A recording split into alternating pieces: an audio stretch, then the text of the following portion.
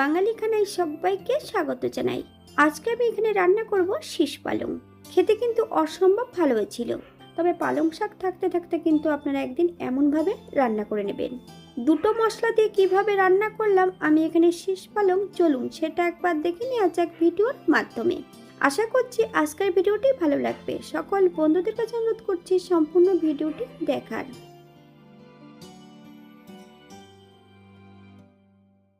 এখানে আমি আগের থেকে বেশ কিছুটা শীষ পালং কেটে রেখেছি, ছোট ছোট টুকরো করে কেটে নিয়েছি। কাটার পর কিন্তু বেশ পরিষ্কার জল দিয়ে ধুয়ে রেখেছি।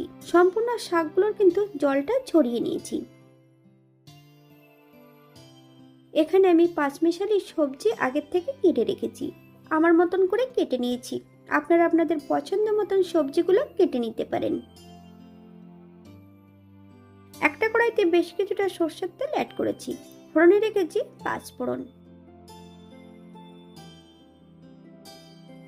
ফোড়ন থেকে সুগন্ধ বেরোলে সম্পূর্ণ কেটে রাখা সবজিগুলো অ্যাড করে দেব। গ্যাসের ফ্লেমটা হাইতে রেখে সবজিগুলোকে বেশ ভালো করে ভেজে নেব।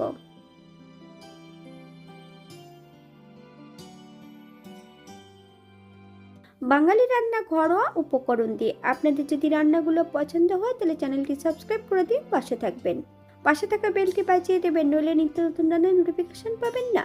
আমার এই চ্যানেলে আমিষ, নিরামিষ এবং বিভিন্ন ধরনের সবজির রেসিপি দেওয়া আছে। আপনাদের যদি পছন্দ হয় তাহলে চ্যানেলটি ঘুরে একবার দেখে নেবেন।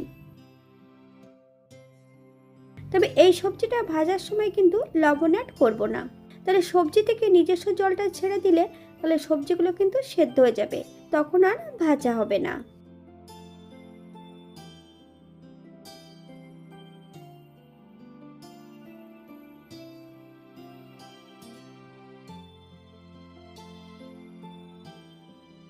সবজি ভাজার এই পর্যায়ে সম্পূর্ণ শাকগুলো অ্যাড করে দিতে হবে। তবে শাকগুলো যখন অ্যাড করতে হবে গ্যাসের ফ্লেমটা কিন্তু হাইতে রেখে। আপনারা একবার স্ক্রিনের দিকে ফলো করবেন।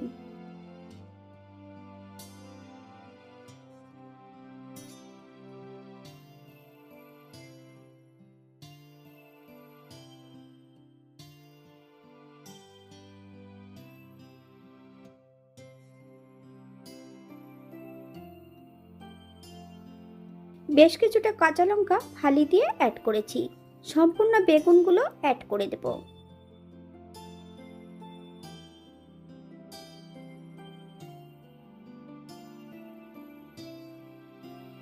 এক চামচ লবণ, আপনার স্বাদ অনুসারে লবণটা অ্যাড করবেন। গ্যাসের ফ্লেমটা হাইতে রেখে আবারও বেশ কিছু সময় রান্না করে নিতে হবে।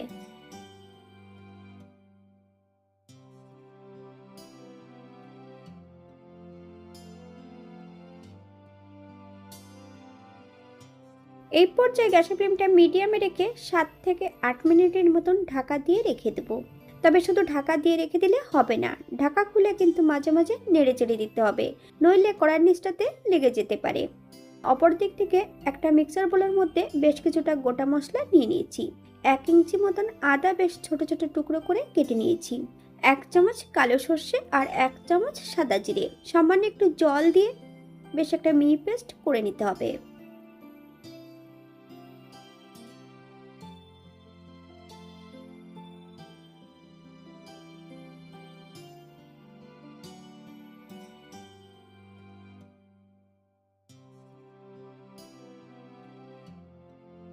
সাত মিনিট পর 1 চামচ হলুদ গুঁড়ো অ্যাড করব। হালকা হাতে নেড়ে চেড়ে মিশিয়ে দিতে হবে।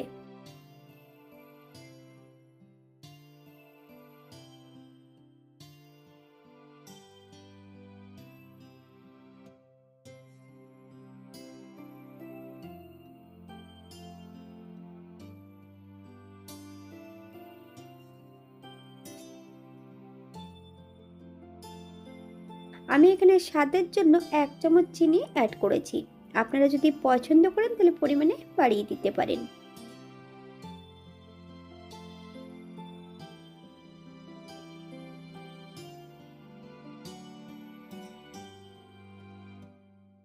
বেটে রাখা সম্পূর্ণ মশলাটা এই পর্যায়ে অ্যাড করে দেব। তবে গ্যাসের ফ্লেমটা কিন্তু লোতে রেখে বেশ কিছু সময় রান্না করে নিতে হবে। হাই ফ্লেমে যদি রান্না করা হয় অনেক সময় সর্ষে বাটাটা তেতো হতে পারে।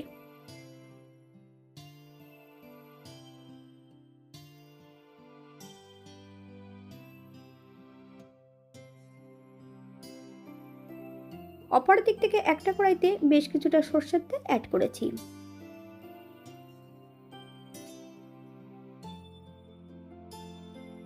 কয়েকটা বিউলির ডালের বড়ি বেশ লাল করে ভেজে নেব।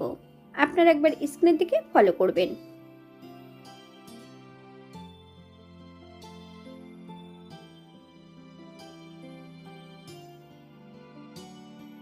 ডালের বড়িটা একটু ঠান্ডা করে 80% মতন গুঁড়ো করে নিতে হবে।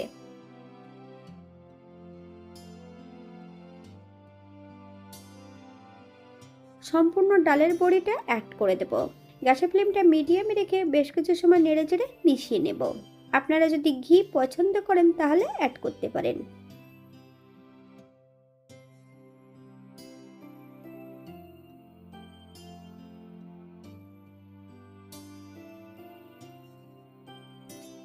গ্যাসের ফ্লেমটা অফ করে দিয়ে 5 মিনিটের জন্য স্ট্যান্ডিং টাইম দিতে হবে। তারপর সার্ভ করব।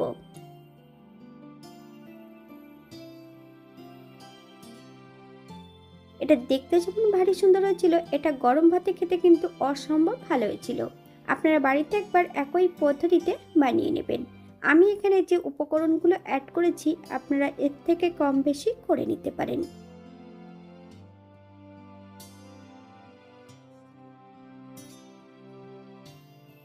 আজকের ভিডিওটি এই পর্যন্ত। সবাই সুস্থ থাকবেন, ভালো থাকবেন।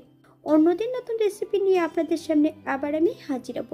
নতুন ও পুরনো সকল বন্ধুদের অসংখ্য ধন্যবাদ ভিডিওটি দেখার জন্য। হাতে যদি সময় থাকে তাহলে একটা লাইক, কমেন্ট, শেয়ার করবেন।